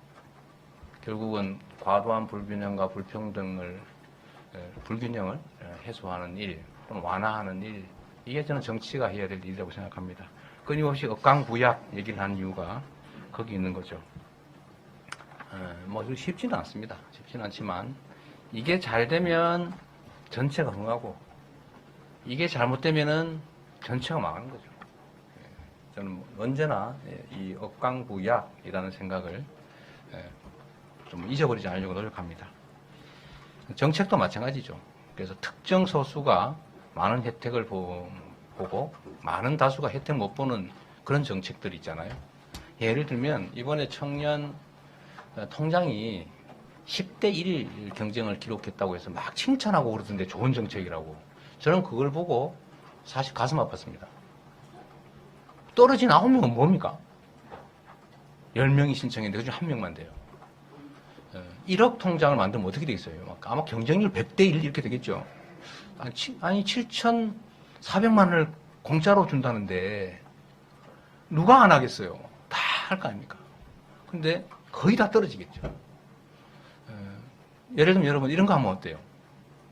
1년에 경기도민 1명씩 뽑아가지고 10억씩 주는 거를 전 도민한테 나눠주면 어떻습니까? 좋아할걸요? 비록 떨어질지라도 혹시 모르니까. 이게 정책입니까? 이렇게 하면 안 되는 거죠. 많은 사람들을 우롱하는 것이고 탈락한 사람들한테 그 억울한 심정을 갖게 하죠. 그래서 그런 측면에서 조금 청년 통장도 이번에 보면서 인기 있다고 주장하고 막 하는 분도 계신데, 야, 이거 정말 좀 문제가 있다, 오히려. 이 생각이 들었습니다. 그 역시, 공정함에 반하기 때문이죠. 실질적으로 공정하게 하기 위해서는. 정책에도 그런 생각들을 저는 좀 많이 해보고 있습니다, 평소에도. 네. 네, 다음은 OBS의 이정현 기자님. 네, 안녕하십니까. 저 OBS 이정현입니다. 취임 초부터 참 다사다난한 1년 보내셨는데요. 마음고생 많으셨을 텐데 1년 소회 한 말씀 부탁드리겠습니다. 인생을 많이 산다, 이런 생각이 들었습니다. 같은 시간을 보내면서도 많은 일을 하면 인생은 길어지는 거 아니냐라는 생각합니다. 또 세상 일이 꼭 나쁜 게 나쁜 것만은 아니다. 또 좋은 게 좋은 것만은 아니다라는 생각을 평소에 갖고 있기 때문에 결국은 이 주어진 환경을 어떻게든지 좀 내게 유리한 환경으로 바꿔나가는 게 진짜 실력이다, 이렇게 생각합니다. 저 같은 사람한테는 기회보다는 언제나 위기가 많고 이익보다는 손해볼 기회가 더 많고 좋은 날보다는 나쁜 날이 많은 게 당연하기 때문에 산이 높으면 계곡이 깊고 또 오르막이 있으면 내리막이 있는 게 인생이기 때문에 나쁜 환경이라는 건 꼭 나쁘지만은 않다. 좋은 계기가 될 수도 있다는 생각합니다. 뭐 전화위복이라고 하기도 하죠. 위기 속에 기회가 있다는 말도 합니다. 꼭 나쁜 것만은 아니다. 또 나쁘게만 생각하면 너무 억울하잖아요. 좋은 일로, 좋은 일이 될 수 있게 또 만들어가야죠. 보통 위기에는 위기적 요인과 기회적 요인이 막 복합적으로 들어있기 마련인데 그 중에 나쁜 요소를 최소화하고 좋은 요소를 잘 다듬어 키우면 그게 위기가 기회가 되는 거죠. 똑같은 상황도 누구에겐간 기회일 수 있고 누군가에겐 위기일 수 있는 것처럼 그건 결국 하기 나름이라고 생각하고 그렇게 해야 마음이나마 편하지 않겠습니까? 열심히 하도록 하겠습니다. 네, 시간이 많이 경과된 관계로 딱 한 번만 하고 하겠습니다. 좀 더 하세요. 하시고 싶은 말씀도 많아요. 지금 1시간 15분 됐습니다. 괜찮습니다. 아니, 억강대학이라고 그러시면서 지금 네. 민간지들하고 방송에만 기회를 주시고. 그냥 하세요. 그냥 하세요. 네, 네. 네. 네, 이 지사님 1년 동안 수고 많으셨습니다. 천지일보 이승혜 기자라고 합니다. 최근에 제주 도면에 쓰레기산 불법 수출을 해서 나라 망신을 시켰다고 제주 도민에게 사과를 요구하는 제주 도민의 사과가 있었습니다. 정작 우리 경기도에서도 곳곳에 쓰레기산 불법 주민들이 굉장히 피해를 많이 보고 있거든요. 그래서 최근 이제 쓰레기 전담 행정경찰이 써는 걸로 알고 있는데 이것으로는 근본 문제는 해결이 되지 않는다고 생각이 듭니다. 그래서 이제 지사님께서는 경기도에 산재되어 있는 쓰레기산 그리고 또 앞으로 도래할 쓰레기에 대한 근본적인 대책이 대안이 있는지 말씀해 주십시오.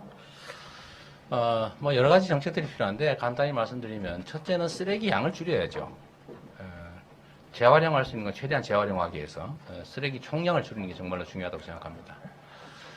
그래서 저희가 이제 환경부에 예를 들면 그 페트병 이게 지금 문제인데 페트병에 그 상표를 붙이는데 그걸 본드로 붙여놔가지고 그걸 재활용하려고 떼려니까 비용도 많이 들고 그 떼는 과정에 화공약품을 또 사용해야 되니까 수질 오염이 발생한다.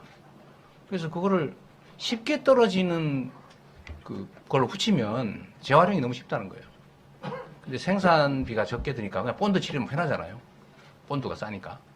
그래서 이거를 환경부나 이런 데서 좀 바꿔가지고 쉽게 분리되는 그런 걸로 좀 바꾸자라는 제안도 저희가 환경부에다가 비공식적으로 하기도 했습니다.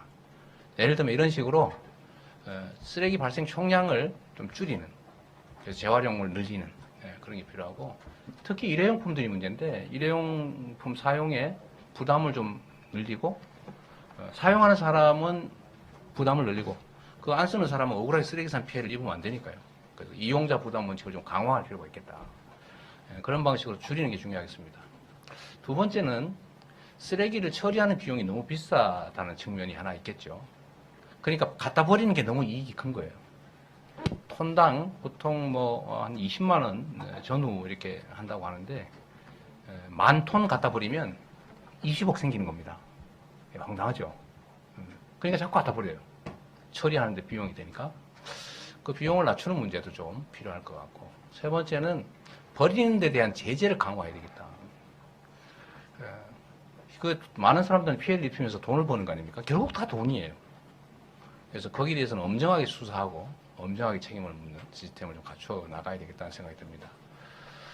그래서 결국 이제 감시원도 늘리고 일자리도 만들고 수사 인력도 늘리고 그렇게 하고 있습니다. 아마 지금 인천 매립장 문제가 곧 좀 심각한 의제로 떠오를 텐데, 저는 기본적으로 그 생각을 합니다. 쓰레기를, 뭘 사용하고 남는 쓰레기를 딴 사람한테 책임을 묻지 말자. 각자 알아서 처리하자. 가능하면 자치단체 내에서 처리하자. 그렇게 해야 맞지 않느냐는 생각이 듭니다. 왜 남의 땅에다 갖다 버리느냐. 그러려면 또 충분한 협의와 보상 등을 통해서 좀 논쟁이 적도록, 불평, 불만, 저항이 적도록 하는 게 중요하겠다는 생각이 듭니다. 네, 다음 한 분 하시죠. 네, YBC 김대일 기자님. 예, 지사님의 1주년 동안 도민들도 언론인들도 가슴 졸이며 지켜본 부분들이 있습니다. 아무튼 1주년을 맞게 돼서 축하드리고요. 두 가지만 간단하게 제가 질문드리겠습니다. 일산 제3신도시 관련해서 경기도 지사님의 입장을 좀 발표해 주시고요. 또 하나는 그 버스 요금 인상 관련해서 그 대중교통, 교통 생태계의 가장 약자인 버스 이용자들에 대한 도정의 어떤 정책적 배려라든지 이런 계획이 있으시면 한 말씀 부탁드리겠습니다. 감사합니다. 3기 신도시 관련해서 논란은 많은데, 저는 뭐 3기 신도시는 국토부 장관하고 같이 공동 발표를 했습니다. 결국 대한민국의 주택 문제를 해결하려면 몇 가지 방책이 있는데, 첫째는 저는 공급 물량 늘리는 것도 하나의 방법이라고 생각하고, 두 번째는 장기 공공 임대주택을 늘리는 게 중요하다. 비중을 늘려야 된다고 생각합니다. 나는 평생 그냥 집 소유 안 하고 살 때만 있으면 그냥 살란다라는 사람이 많지 않습니까? 근데 그들이 살 곳이 없어요. 그러니까 민간 임대를 하게 되고, 민간 임대하니까 자꾸 임대를 오르고, 불안하니까 집을 사야 되겠고, 또 일부는 야 이거 집 빌려주고 돈 받으니까 돈 되네 이래가지고 집을 임대용으로 막 소유하고, 이런 문제들이 복합적으로 작용하다 보니까 집 총량은 이미 수요를 전체적으로 초과하고 있는데 특정 지역에서 부족한 상황이죠. 그래서 두 가지 측면, 하나는 주택 공급 물량을 늘리는 것, 두 번째는 장기 공공 영역의 임대 주택을 늘리는 것이 핵심이라고 생각합니다. 그건 뭐 새로 지을 수도 있고 기존 주택을 매입할 수도 있겠죠. 그런데 대한민국에서 실제 수요가 있는데 주택을 공급하려면 할 수 있는 곳은 사실은 경기도밖에 없는 거죠. 이 사실을 우리가 부인할 수는 없습니다. 다만 그게 이제 가져올 문제점들, 첫째는 자족 기능이죠. 그것에서 생기는 문제, 두 번째 기반 시설 부족, 특히 광역교통 문제죠. 그래서 이번 3기 신도시 문제는 제가 국토부하고 협의할 때 기반 시설과 자족 기능을 최대한 강화해야 된다. 그리고 장기 임대주택 비중을 늘려야 된다. 더하기 그러려면 경기도에서 하는 사업에는 경기도의 사업 참여 비율을 올려야 된다. 라고 요구했죠. 그래서 뭐 상당 정도가 많이 수용됐습니다. 그리고 한 김에 저희가 2기 신도시의 상대적 박탈감 문제가 있을 수 있기 때문에 2기 신도시들이 사실 광역교통이나 기반시설에 대한 충분한 준비 없이 된 측면들이 상당히 있습니다. 그 부분에 대한 보완도 꼭 좀 필요하겠다고 저희가 말씀드렸고, 필요하다고 시작한 일이기 때문에 제기되는 문제들에 대해서 문제는 해소하고 문제가 있으면 해결하고 지금 현재 정책은 계속 추진해 나가야 된다라고 생각합니다. 해당 지역 또는 인근 지역 주민들의 피해가 최소화될 수 있도록 노력하고 또 상대적으로 손실을 보거나 박탈감이 생기지 않도록 해야 될 거라고 생각합니다. 버스 요금 문제는 뭐 여러분 아시다시피 뭐 52시간제 문제도 있고 이걸 요금을 인상하지 않을 경우 원래 요금은 4, 5년마다 한 번씩 올려왔죠.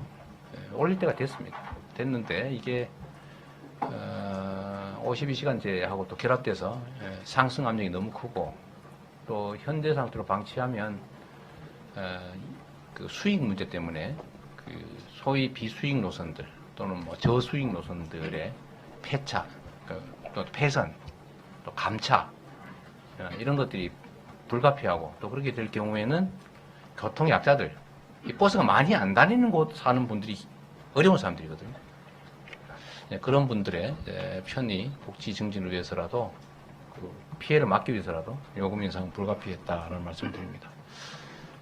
다만 이것도 일종의 복지 측면으로 접근해야 되기 때문에 버스 요금 인상 때문에만은 아니고 어쨌든 이번 계기로 교통 약자들에 대한 교통 지원 정책을 저희가 여러 가지로 검토하고 있는 중입니다. 구체적으로 어떤 교통복지 정책을 만들지는 조금 지켜봐 주시기 부탁드립니다. 네. 또 아십시오. 이제 한 두 분밖에 안 남은 것 같아요. 네, 국제뉴스의 김남국 그 기자님. 두 분 있죠? 그 뒤에 두 분, 두 분만 하도록 하겠습니다. 이제 손든 사람 다 했어요. 네, 국제뉴스의 김만구 기자입니다. 지사님께서 이제 그 경기도의 위상이나 정체성 그 확립을 위해서 그 여러 가지 미시적인 정책들을 많이 추진해 오셨는데 뭐 기본소득이라든지 뭐 국토보유세라든지 이런 부분을 해오셨는데요. 그 외에 이제 추가로 경기도 위상을 높이기 위해서는 정부의 인식 변화나 정책 변화가 좀 필요하다고 보는데요. 예를 들면 서울처럼 특별법이라든지 아니면은 그 명칭 경기도가 이제 경기도의 위수적인 어떤 명칭을 함구하고 있는데요. 이런 부분들 좀 변경이 필요하다고 보는데 그에 대한 지사님 견해를 알고 싶습니다. 네. 뭐 일리 있는 정책이 말씀이죠. 서울은 특별시인데 경기도는 왜 경기라는 이름 자체가 이미 주변 이런 의미를 갖고 있죠. 서울을 옹위하는 주변 지역 뭐 이런 뜻으로 만든 말이 경기죠. 그러나 지금은 뭐 누구도 그렇게 해석하지는 않습니다. 그렇게 인식되지도 않죠. 경기의 특별히 많아지면 특별히 보통이 됩니다 이제. 그래서 사실 특별자를 붙이는 걸 많이 늘리기는 현실적으로 쉽지 않겠죠. 다만 경기도 아까 말씀드렸던 것의 연장선상에서 경기도가 특별하게 느껴지게 하는 것은 결국 경기도의 정책과 경기도 공무원들, 저를 포함한 공직자들의 의지, 용기, 결단, 추진력의 문제라고 생각합니다. 경기도에서 사는 게 이익이다. 경기도민이어서 행복하다. 경기도민이어서 편하다. 경기도민이어서 잘 산다. 이런 생각을 할 수 있게 만들면 이 문제는 해결되죠. 이름을 뭐라고 붙이든 간에. 똑같은 성남시가 전에는 뭐 본시가지와 신시가지 주민들 사이에 독립 문제를 두고 맨날 싸우고 본시가지 주민들은 왜 돈을 맨날 신시가지에만 쓰냐 그러고 신시가지 주민들은 우리가 번 돈을 왜 저 본시가지에 아깝게 쓰냐 그러고 맨날 싸우고 또 철거민 도시 이런 이미지를 갖고 있다가 변한 건 하나도 없는데 몇 년이 지나면서 저는 기초지방정부 중에서는 가장 브랜드 가치가 높은 도시가 성남시라고 생각합니다. 결국 내용으로 결판이 나는 거죠. 결국 실적으로. 그래서 경기도도 서울의 외곽 또는 뭐 주변 이런 이미지이긴 하지만 결국 저나 또는 뭐 우리 공무원들 또 우리 도민들이 권한을 위임해준 우리 모습들 종업원들이 열심히 일해서 경기도 잘 살게 하면 다 해결되는 문제다라고 생각합니다. 그리고 의외로 행정은 그런 것 같습니다. 안 하자면 아무것도 안 했대요. 그냥 굴러갑니다. 근데 하자면 끝이 없어요. 해도 일입니다. 문제는 그 중에서 효율적인가? 골라서 잘해야죠. 누구에게 효율적이냐? 이재명의 정치적 이익에 유용한 게 효율적이냐? 아니면 우리 도민들의 삶을 개선하는데 효율적이냐? 뭐 그 생각도 중요하겠죠. 그런데 이런 것도 또 있습니다. 하면 정말로 많은 변화를 만들어낼 수 있어요. 제가 자주 드린 말씀 중에 지사의 1시간은 1350만 시간의 가치가 있다. 실제 그렇습니다. 하기 따라서 정말로 많은 변화를 만들어낼 수 있죠. 대신에 아까 말씀드렸던 것처럼 뭐 화끈하게 한 건 크게 할 수 있는 건 없어요. 권한이나 재원이 제한되어 있기 때문인데 대신에 할 일이 너무 많기 때문에 성과가 있는 작은 일들을 많이 할 수 있습니다. 손발이 좀 바쁘긴 하죠. 작은 변화, 작은 성과들을 많이 만드는 것. 티끌모아 태산이라는 심정으로 작은 실행들을 많이 하는 것. 이게 이제 진짜 실적을 만들어내는 길이에요. 충분히 가능하다고 생각합니다. 오히려 아까 미시정책 말씀하셨는데 그런 미시정책을 저희가 많이 하죠, 사실. 그리고 성과가 납니다. 사실 뭐 수술실 CCTV 그 뭐 큰일입니까? 그냥 경기도에 있는 의료원에 그냥 하세요. 그럼 할 거예요. 하면 돼요. 전국의 공공병원 보건복지부 장관이 하세요. 그럼 하는 거예요. 전국의 지방자치단체에 있는 공공병원, 예를 들면 자유한국당 당대표가 우리 당의 방침이다. 우리 당 소속 지방자치단체는 다 해. 라고 하면 다 하는 거죠. 뭐 법을 만들어야 되는 것도 아니고 그냥 하면 됩니다. 이런 것들이 너무 많지요. 이런 것들을 잘 찾아내서 성과를 만들어내면 됩니다. 오히려 뭐 기본소득이나 특히 기본소득형 국토보유세 문제 이런 건 진짜 어려운 거대 아젠다죠. 오히려 좀 어려운 정책들이긴 한데 또 이런 것도 자꾸 말을 하니까 중요 우저가 됐고 전 세계에서 기본소득 논의가 가장 활발한 나라가 대한민국이 됐으니까 그것만 해도 큰 성과죠. 여러분들이 다 도와주신 덕이라고 생각합니다. 또 한 분. 네, 마지막으로 이뉴스투데이. 네. 이뉴스투데이 김세희 기자입니다. 취임 1주년 축하드립니다. 지난해 7월에요. 지사님께서 경기도 여성 고위공무원 비율 확대를 약속하셨는데요. 네. 이번에 그 고위공무원 그 승진자 명단의 여성은 없었습니다. 인사권자인 지사님의 말씀 듣고 싶습니다. 승진은 승진 명부 안에 있는 사람만 할 수 있어요. 근데 제 기억에는 없었습니다. 이제 다음 하위직, 이제 5급 또 4급, 그거 인사에는 뭐 꽤 있을 겁니다. 없는 걸 만들어 갈 수는 없어서 그랬다는 거 이해해 주시고, 여성 공직자 비율을 좀 늘리는 것은 뭐 저도 언제나 생각하고 실제로 실천하고 있는 일입니다. 네, 꼭 해야 되겠다. 이거 물어보고 가야 되겠다 하시는 분. 한 번만 하는 걸로. 왜 어디까지 안 들다가 우리 정기모. 예. 그러면 두 분 합시다. 네, 안 하면 뉴스 얼마나 오브를 하세요. 지금까지 1시간 반을 기다렸는데 말도 못하고 하면 얼마나 억울하겠어요. 저 뉴시스 박다혜 기자라고 네. 하고요.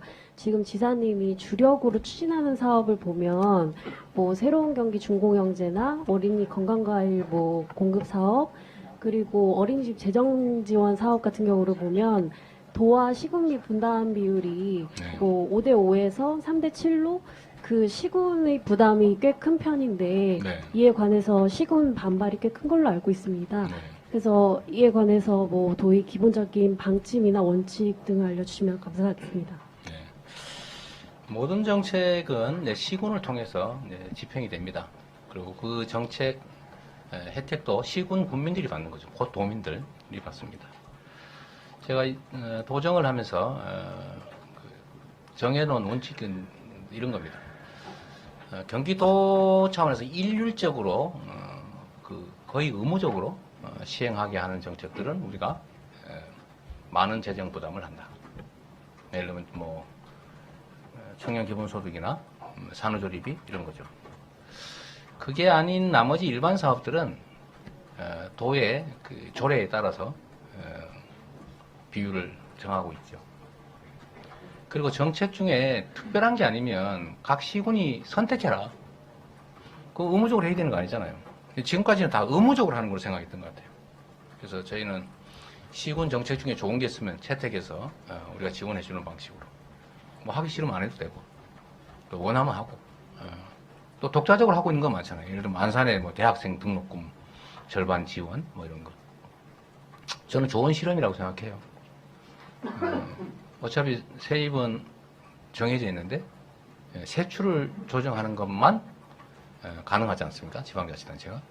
그래서 이미 정해진 세입 중에서 열심히 조정해가지고 우리 도민들한테 직접적 혜택이 되는 게 늘어나면 좋은 일이죠. 그건 뭐 비난할 일이 아니지 않습니까? 다만 자치단체마다 사정이 좀 다르니까, 수요도 다르고 재정 상황도 다르니까, 만약에 예를 들어서 이 부분을 좀 경기도에 확대할 필요가 있다고 판단되면 저희가 하시려면 어려울 테니까 저희가 뭐 도조리에 따라 30% 지원할 테니까 하십시오. 그래서 하는 데는 하고 안 하는 데는 안 하고 그러면 되는 거죠. 앞으로 정책은 마켓 형식으로 운영을 하겠다. 우리가 도가 이런 정책이 있습니다. 이거에 대한 지원 조건이 이렇습니다. 이 중에서 골라서 하실 자치단체 하십시오라고 하고, 또 시군 정책 중에서 저희가 모니터링을 쭉 해서 좋은 게 있으면 저희가 받아서 경기도에 확대하는데, 남의 정책 저작권을 존중해야 되니까 인센티브를 좀 부여하고 그 정책을 경기도 전역에 확대하되, 역시 좀 골라서 원하는 만큼 할 수 있게 이런 방식으로 해 가려고 합니다. 그게 진짜 지방자치겠죠. 의무적으로 시키는 거 이런 방식으로 하려고는 하지 않습니다. 뭐 분담 비율은 저희가 또 언제나 그러죠. 뭐 시군 입장에서 100% 다 대주면 좋겠고, 도 입장에서는 안 대주고 하시면 좋겠고, 또 그러다 또 조정하고 협의하고 하는 거니까요. 네. 우리 경기방송, 경기방송 마지막으로 진짜. 네. 예, 마지막에 기회를 주셔서 감사드리고요. 경기방송의 설석용 기자입니다. 먼저 문재인 정부가 소득주도 성장론을 펼치고 있는 데에서 좀 비판적인 시각이, 복지주도 성장론에 대한 의견이 나오고 있습니다. 이에 대한 지사님의 견해가 좀 있으신지 궁금해서 여쭙고요. 또 오늘 이렇게 많은 시간을 할애해 주신 게 오랜만에 기자들 보고 반가운 마음에 해주신 것 같아서 감사히 말씀드리는데, 다음번에는 또 저희가 언제쯤 이렇게 기자님 뵐 수 있을지 저희가 얼마나 기다려야 되는지 궁금합니다. 저번에 밥도 한 번 먹고 그랬잖아요. 네. 네, 그래요. 또 필요한 때가 있으면 하기로 하고요. 근데 뭐 너무 많이 하니까 안 좋다는 얘기도 많아서 조금 제가 일단은 현장에 좀 천착하려고 합니다. 정말로 중요한 거는 실천이지 말이 아니잖아요. 우리가 실천으로 기반해서 하는 과정을 여러분들이 잘 알 수 있게, 우리 또 홍보 또 뭐 대변인실 이런 쪽이 있으니까 거기하고 많이 좀 활용해 주시고, 지사가 자꾸 얼굴 많이 내미는 게 과거에는 솔직히 재밌었는데요. 지금 보니까 일을 할 때다 그런 생각이 좀 들었습니다. 말을 하기보다는, 선언하기보다는 진짜 실행을 해서 결과물을 보여주는 게 행정 권한을 가진 행정가의 책임이다 그런 생각이 들어요. 도지사가 행정가냐 정치가냐, 지금까지 저도 뭐 정치인 쪽 비중이 좀 크다 이런 생각이 있었는데, 뭐 최근 한 1년 이렇게 제가 겪으면서 느낀 거는 행정가구나 그런 생각이 들었습니다. 선거까지는 정치인인지 모르겠는데, 정치가인지 모르겠는데, 당선돼서 업무를 시작한 후부터는 철저한 행정가라는 생각이 들었습니다. 주어진 권한을 잘 써서 실제로 실적을 내는 게 할 일이지 뭐 자꾸 말을 하냐, 그런 생각이 좀 들어서요. 말보다는 행동으로 보여드리자, 실천하자 그런 생각을 해서 제가 좀 많이 이렇게 자주 말을 안 한다, 그 점을 좀 이해를 좀 부탁드립니다. 개별적으로 연락 주세요. 메시지 이런 거 좀 제가 답은 합니다. 좀 늦어서 그렇지. 뭐 대변인실도 있고 또 홍보기획실도 있고 하니까 그쪽을 좀 많이 활용하시고요. 저쪽이 도저히 얘기했더니 말이 안 되고 이상하더라 그럼 저한테 연락 주십시오. 결국 경제 문제인데 복지주도냐 소득주도냐 사실은 뭐 거의 같은 얘기죠. 핵심은 국민의 가처분 소득을 늘려야 경제가 활성화된다는 거예요. 지금 아마 IMF 80년대 80년대부터 시작되는 소위 신자유주의 이때부터 경제 문제가 왜곡되기 시작했다고 저는 생각합니다. 지나치게 경쟁과 효율을 중시하는 그런 사회 분위기 속에서 강자들의 경쟁을 빙자한 횡포가 허용된 거죠. 그래서 그 이후에 소위 우리가 경제가 성장을 하면 그걸 정부 부문 또 민간 가계 부문 기업 부분 여기가 몇 퍼센트를 가지느냐라는 통계가 있습니다. 통계가 있는데 정부의 전체 경제 그 활동 결과물 소위 GDP의 몫은 한 17, 8% 정도로 일정합니다. 그건 늘어나는 만큼 액수도 늘어난 거죠. 비중도 비슷하게 유지됐습니다. 근데 문제는 이 소위 가계, 근로 이런 가계 소득 몫은 정체가 되기 시작했어요. 그 비중이 점점 떨어지고 있어요. 그리고 기업 몫의 그 기업 몫 비율이 자꾸 늘어나고 있어요. 결국 경제 성장 몫이 거의 대부분 기업으로 다 간 거예요. 이게 이제 불균형이 자꾸 생기는 겁니다. 자꾸 이렇게 쌓인 거예요. 그래서 너무 많이 가다 보니까 이쪽이 양쪽의 균형을 이루어줘야 되잖아요. 생산과 소비가. 근데 이 소비 영역이 위축되니까 생산 영역의 이 과잉 이윤이 쌓이기 시작한 겁니다. 그게 소위 정말로 심각한 사내 유보금이죠. 지금 1,몇백조 원 이렇게 얘기하지 않습니까? 그것도 특정 소수 기업에 뭐 10대 재벌 기업이 뭐 7, 800조 원 이렇게 얘기하잖아요. 그래서 이게 이걸 해소해야 된다. 이미 가져간 거를 도로 뺏기는 어렵지 않습니까? 이미 내 건데 그걸 무슨 수로 뺏겠어요? 자산 불균형 생겨난 자산 불균형을 해소할 방법이 마땅치가 않다. 결국은 이제 뭐 보유세 뭐 또는 뭐 이런 것들을 좀 올리는 방법밖에 없는데 그건 조세 저항이 크죠. 그럼 앞으로 생겨날 성장의 몫이라도 좀 이렇게 민간 가계 영역으로 갈 수 있게 해줘야 된다. 그래야 소비 시장이 좀 커진다. 그래야 이게 흐름이 정상화되면서 경제가 지속적으로 성장한다. 여러분도 동의하지 않습니까? 우리 고등학교 경제학 책에서 배운 거잖아요. 근데 이게 깨지고 있어요. 그래서 이걸 해결하는 방법은 이 가계의 몫을 늘려야 된다. 너무 당연하잖아요. 그럼 가계의 몫을 늘리는 방법이 대체 뭐냐? 첫 번째가 1차 분배를 조정하는 거죠. 노동소득 분배를 늘리는 겁니다. 노동의 몫.